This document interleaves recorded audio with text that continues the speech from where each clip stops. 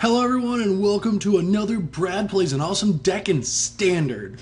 I'm Brad, and my deck might be awesome. I don't actually know, but today I'm going to just be playing an old, stocky, green-red Monsters deck. And the reason for that is I have been out of Standard for a while. I've liked Brave Knight, but I haven't really got to sink my teeth into Standard yet. I've been working for the Pro Tour and testing Limited for Atlanta, where my seal pool was awful, and I ended up dropping out of frustration. Also, my pants ripped from a what are they called? A nail. Like, it was awful. It was a really bad weekend in Atlanta.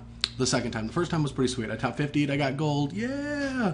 But other than that, I wanted to test an old stocky green-red Monsters deck with Mana Confluence and Flesh and Blood, mostly because the format has been getting more tap land, or like a lot of the decks are playing a lot of tap lands, and a lot of the removal is getting really slow, as well as a lot of decks are more permanent based. So the reason that I like Monsters is because if there's not a lot of removal, the creatures are huge, and if there's a lot of creatures doing battle, your Scavenging Juices are really big, as well as if there's no removal, you just get to kill them sometimes just by Gore Clanning plus Flesh Blood.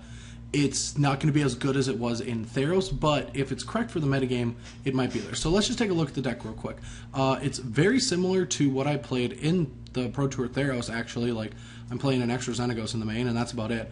But I'm playing 4 Mana Confluence, and the reason for that is I want perfect mana. I want as good a mana as I can get. This also justifies playing Mutavaults, cutting down to 23 lands, where a lot of those crazy Monster players were only playing 23. I thought 24 is the correct number, even without Mutavault. But because Mana Confluence exists, we're going to be able to keep more Landlight hands because we're going to have all the colors.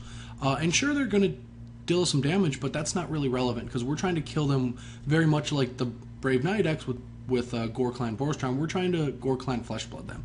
And even if not, these Mana Confluences are going to help us fuse the Flesh Blood side, or even just cast the Flesh side when we want to make a big monster. I've done that multiple times, actually, in the limited testing I've done with this deck. But other than that, this is the main idea, to see if this is good. It might not be good. I don't know if I suggest it, unless you really like casting Flesh Blood. I think this is the best shell. You don't want to be Jund. You don't want the removal spells to go with Flesh Blood, because the deck won't function as well. You need the creature density for the Domries. Courser isn't exactly what you want. You want removal with Courser, so the games go longer. I'm just playing the stock version that I played in Theros, but the sideboard has changed, so let's just go over that real quick before we get into the match. The reason for the bows are against other creature matchups where Polukranos' ability is really good. I want to have the Death Touch, but it's mainly for the burn decks as well as Mono Black Devotion style strategies. Abrupt Decay is not that good against us, so they might keep it in, they might not. But with an active bow, you're able to deal 2 damage to Demon and then Mizzium Mortars it for an easier way to kill it. You're able to attack through their demons. Demons is just a big problem, so you have this. Also in the late game, with enough removal in your deck, because you have Mortars, you have Chandras, you're trading a lot of resources with them, and they tend to take their Underworld connections out because you're trying to be too aggressive. Sometimes it's not good enough for them. Spoiler alert, I finished the daily before I did this. I'm gonna lose a round. Which one is it?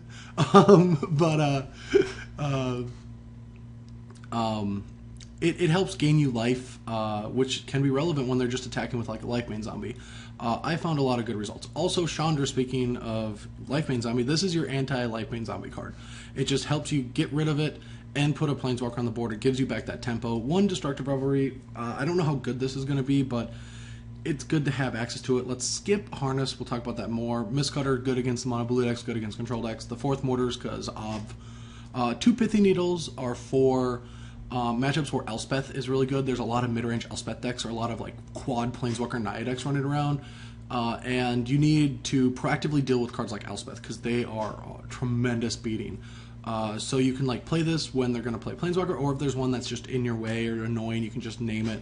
It's just a cheap way to stay proactive against matchups where they have such a good ability to put you on the back foot.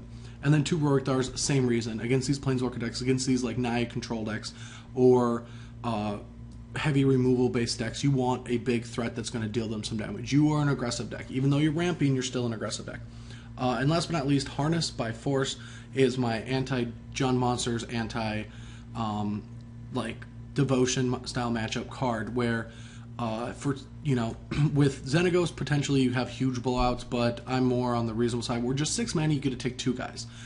Sometimes you only need to take 1, but just being able to take 2 guys, like their chump blocker and their big threat, and attack them can change the course of the game. Or even just like steal a guy, fight it plus another guy that's equal sized. Doesn't happen a lot, but this card is flexible. It's not just an act of treason. It can take multiple guys, which makes it very good in the late game. Even taking their chump blocking Elvish Mystic can win you the game. So I've been somewhat impressed in the limited games I've played with it, but it's definitely worth the 2 slots.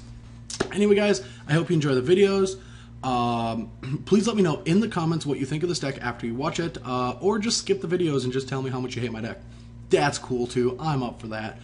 Anyway, I hope you enjoy. Let me know in the comments if you like this deck, and hopefully by next week, after I get an actual tournament in me, I'll be in Culpeper this weekend, battling it out at a Super IQ, and yeah, I will see what I think about the format. I don't know what I'm going to play this weekend. Who knows? I might just be casting Thoughtseize and Desecration Demon myself, but we'll see what happens, and I hope you enjoy.